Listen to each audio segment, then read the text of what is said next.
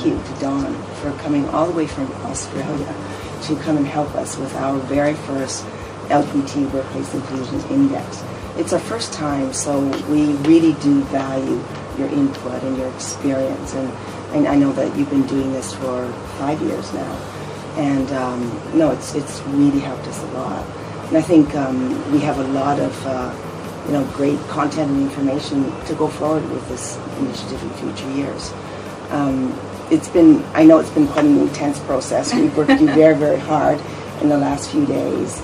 But what's your view of the landscape in Hong Kong, what you've seen? Yeah, look, I think there's some absolutely amazing things happening in Hong Kong. It's been a real pleasure from our point of view, working with many of the organisations that you're working with, to see that organisations are very active in this space across Australia and also within Hong Kong. Some of the candidates that we saw for the awards over the last 2 days have just been phenomenal, and I feel very, very excited about the change that is happening here. And I know that you may not have been aware, but on a couple of occasions,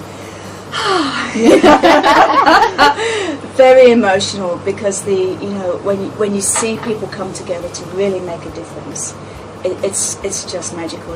And the work that has been done through your finalists, I haven't been privy to the others, but certainly your finalists have done some amazing work. And I have to say hats off to you for launching the first index in Hong Kong. It has been pivotal in Australia for actually driving inclusion, and you're going to see it here.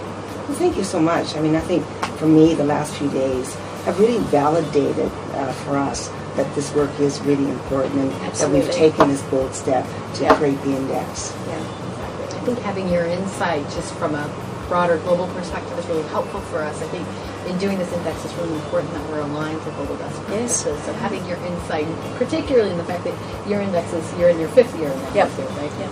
And so the fact that it's still relatively new for you has been able to provide us with that kind of critical insight into thinking about, okay, well, what do we need to be prepared for? Yes. Just as we begin this journey, but also as we begin to lay the foundations for the future.